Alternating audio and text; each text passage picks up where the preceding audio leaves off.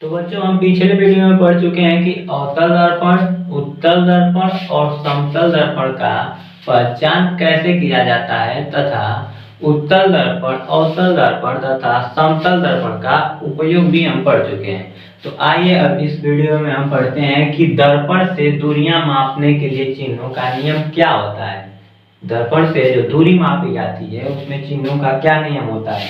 तो सबसे पहले हम लोग समझते हैं कि U क्या होता है, V क्या होता है, F क्या होता है, स्मॉल r या इसे हम कैपिटल R कुछ भी कर सकते हैं, ये क्या होता है इसको पहले समझते हैं। तो एक दर्पण हम बनाते हैं, कोई सा भी दर्पण बना सकते हैं, या तो अवतल या तो उत्तल, क्योंकि हमें इस चैप्टर में केवल गोलीय दर्पण के बारे में अधिक से अधिक जानकारी देनी है और हमें पता है कि गोलीय दर्पण एक उत्तल दर्पण या तो एक अवतल दर्पण होता है।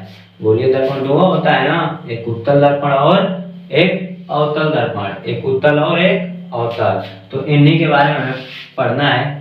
तो इनमें से कोई एक दर्पण हम बना लेते हैं। तो हम बना लिए अवतल दर्पण। कौन सा दर्पण बना है? अवतल दर्पण। अब हमें इसमें पता करना है कि कौन U है, कौन क्या है, यही सब हमें ज्ञात करना है, कौन सा क्या होता है।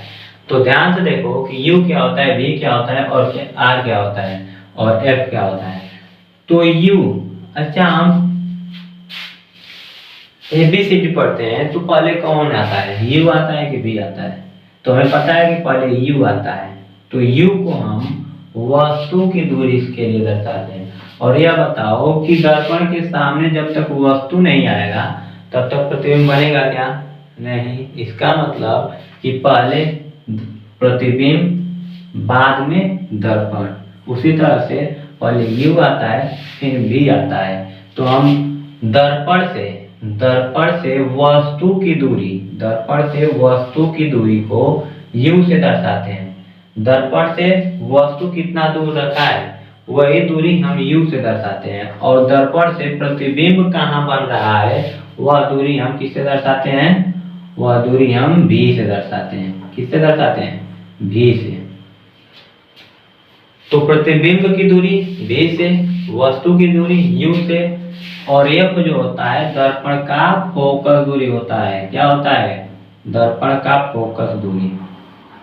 ध्यान से देखो, ये दर्पण है, दर्पण का वक्रता केंद्र मान लो यहाँ पर होगा, पोल यहाँ है और फोकस बिंदु यहाँ है, फोकस बिंदु यहाँ है। तो फोकस बिंदु और ध्रुव के बीच की दूरी क्या कहलाती है?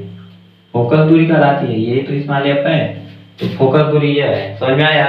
यह क्या है? यह फोकस दूरी है जो ध्रुव और फोकस बिंदु के बीच की दूरी होती है। उसी तरह से जो r है वह वक्रता त्रिज्या होता है। क्या होता है? वक्रता त्रिज्या, जो वक्रता केंद्र और ध्रुव के बीच की दूरी होती है। इसे कैपिटल R या स्मॉल r किसी से भी दर्शा सकते हैं। ठीक उसी तरह से वस्तु की दर्पण से दूरी को U से दर्शाते हैं। किससे? U से। उसी तरह से मान लो इस वस्तु का प्रतिबिंब यहाँ पर बन रहा है। कहाँ पर बन रहा है? यहाँ पर बन रहा है।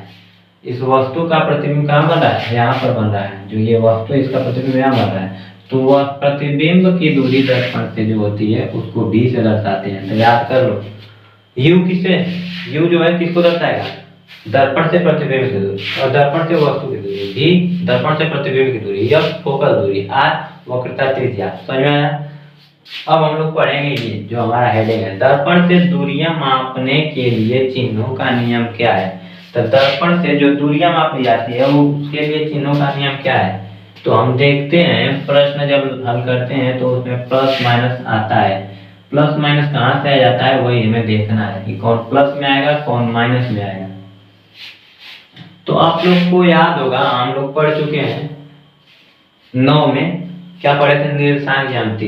निर्देशांक ज्यामिति में यह एक मूल बिंदु था, ये x अक्ष था और यह y अक्ष था और यह मूल बिंदु था। हम मूल बिंदु के जब सीधे दिशा में अर्थात दाएं दिशा में जा रहे थे तो धनात्मक मान मिल रहा था। कैसा मान मिल रहा था? धनात्मक। और जब उसके बाएं दिशा में जा रहे थे तो ऋणात्मक मान मिल रहा था। और जब ऊपर जा रहे थे तो धनात्मक मान, और जब नीचे आ रहे थे तो ऋणात्मक मान आ रहा था। तो कुछ नहीं करना है, इसमें भी वही कर देना है। यह जो बिंदु है P, इसी को हम मूल बिंदु मान लेते हैं। अब मूल बिंदु की जब इधर की दूरी हम मापेंगे, मूल बिंदु से जब इधर की दूरी मापेंगे तो इधर की दूरी क्या थी, पॉजिटिव, तो इधर की दूरी हम पॉजिटिव में लेंगे। और अगर जो मूल बिंदु की इधर की दूरी मापेंगे तो इसमें क्या माप रहे थे, माइनस में, तो इसमें भी माइनस में माप लेंगे। अगर मूल बिंदु के ऊपर की दूरी हम माप रहे हैं तो धनात्मक उसमें मापते हैं, इसमें माप लेंगे। मूल बिंदु के नीचे की दूरी तो ऋणात्मक। अतः जब हमारा वस्तु रखा जाएगा तो यह ऐसे ही रखा जाएगा। कैसे रखा जाएगा, ऐसे, यानी कि यह ऊपर की दूरी है तो यह हमेशा धनात्मक आएगा। और जो प्रतिबिंब बन जाता है वह कभी इस ऐसा बनेगा तो कभी ऊपर की तरफ सीधा बनेगा। तो जब ऐसा नीचे की तरफ बनेगा तो प्रतिबिंब माइनस में मान लेंगे, ठीक। और ये दूरी हमेशा जो u है, u का मान देखो, यह u है ना, हमेशा वस्तु, ये वस्तु है और यह दर्पण है, तो दर्पण से ये वस्तु के बीच की दूरी क्या कहलाती है, u। तो यहाँ से इधर की दूरी जो u है यह माइनस में रहेगी, माइनस में रहेगी ना। उसी तरह से अगर प्रतिबिंब इधर बन जा रहा है तो यहाँ से यहाँ तक की दूरी यह धनात्मक होती है, तो यह धनात्मक भी आ जाएगा। समझ में आया। तो यही है चिन्ह परिपाटी का नियम, अर्थात दर्पण से दूरियां मापने के लिए चिन्हों का नियम। अगर जो ऊपर हम कुछ दूरी माप रहे हैं तो धनात्मक रहेगी, नीचे कुछ दूरी माप रहे हैं तो ऋणात्मक होगी।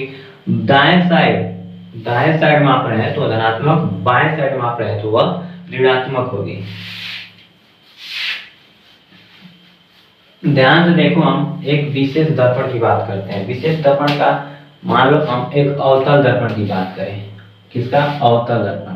तो यही हमारा अवतल दर्पण है। अब इसमें U, V और F और C नहीं R क्या क्या होगा, कौन धनात्मक होगा कौन ऋणात्मक होगा, अब तुमको बताना है, मतलब तुम लोगों को बताना है। यह क्या है P, यह क्या है C, यह क्या है F। अब बताओ वस्तु हमेशा कहाँ रखी जाती है, ध्यान से बताओ। वस्तु तो हमेशा दर्पण के सामने ही रखा जाएगा ना। जब भी वस्तु रखा जाएगा तो दर्पण के सामने, और दर्पण का सामने वाला भाग हमेशा इधर ही होता है, किधर, बाएं साइड हो, किधर, बाएं साइड हो। इसीलिए u का मान हमेशा ऋणात्मक आएगा। ध्यान दो, u का मान हमेशा हमेशा हमेशा, खा लो गंगा मैया की कसम कि u का मान हमेशा क्या लिखोगे, ऋणात्मक ही लिखोगे। u जब भी लिखोगे उसका मान कैसा लिखोगे, ऋणात्मक। u का मान हमेशा कैसा रहेगा, ऋणात्मक। v का मान देखो, ये अवतल दर्पण है, अवतल दर्पण से हम लोग प्रतिबिंब बनाना तो सीख लिए हैं। अवतल दर्पण से जब हम प्रतिबिंब बना रहे थे तब हमेशा वह प्रतिबिंब इधर ही बन रहा था। बस एक स्थिति थी कि जब वस्तु F और P के बीच में था तब इधर बन रहा था, बन रहा था कि नहीं। तो इधर बन रहा है तो इधर बताओ, इधर का दूरी क्या है, धनात्मक की ऋणात्मक, ऋणात्मक। इसका मतलब कि v का मान ऋणात्मक भी हो सकता है और धनात्मक भी हो सकता है। इधर भी बना था ना, तो धनात्मक भी हो सकता है और ऋणात्मक भी, जैसा रहेगा वैसा हम मान लेंगे। जब इधर दूरी अगर आ रहा है, इधर प्रतिबिंब बन रहा है तो ऋणात्मक ले लेंगे, अगर जो इधर प्रतिबिंब बन रहा है तो धनात्मक ले लेंगे। तो v का मान ऋणात्मक और धनात्मक दोनों हो सकता है, ठीक। F का मान, तो यहाँ देखो F जो है फोकस दूरी, यहाँ से यहाँ तक की दूरी क्या कहलाती है, फोकस दूरी। फोकस दूरी इधर देखो, फोकस दूरी इधर की दूरी है कि नहीं। तो यह अवतल दर्पण है।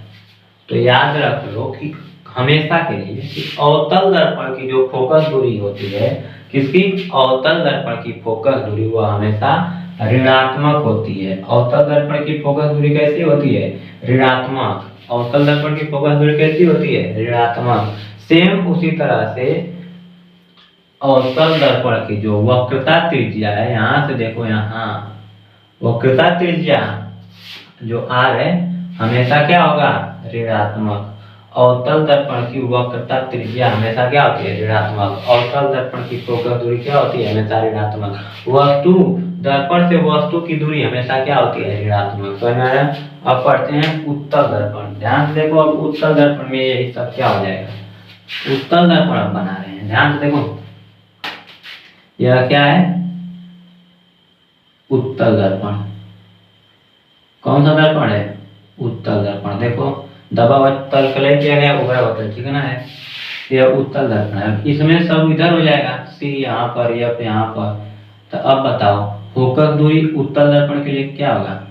देखो वस्तु तो हमेशा इधर ही रहेगा, तो भी यू का मान हमेशा माइनस। और उत्तल दर्पण से हम लोग जान रहे हैं कि हमेशा हमेशा हमेशा हमेशा प्रतिबिंब P और F के बीच में या तो F पर, P F के बीच में या तो F पर ही बनता है, हमेशा ऐसा ही बनता है। इसीलिए हमेशा प्रतिबिंब इस दिशा में बन रहा है, इधर यानी धनात्मक दिशा में, यानी V का मान हमेशा धनात्मक होगा। किसके लिए?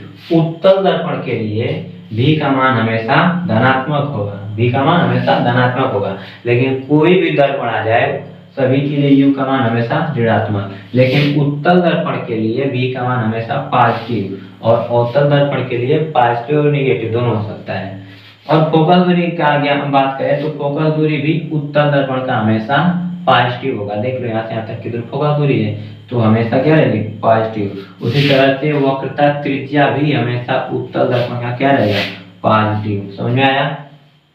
ये है हमारा दर्पण के दूरियां मापने के लिए चिन्हों का नियम। अब हम यहाँ लिख दे रहे हैं, नोट पर लिख लेना।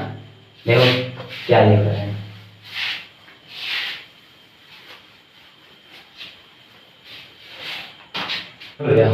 यह नोट कर लो, बता दिए ना, इसे नोट कर लो। क्या है? यदि ध्रुव के दाएं तरफ की दूरी मापा जाए तो वह धनात्मक होगी तथा बाएं तरफ की दूरी ऋणात्मक होगी। यदि ध्रुव के या मुख्य अक्ष के ऊपर की दूरी मापे तो धनात्मक होगा तथा नीचे की दूरी मापे तो ऋणात्मक होगा। नोट में लिख लो, U का मान सदैव ऋणात्मक होगा या होता है। अवतल दर्पण की फोकस दूरी हमेशा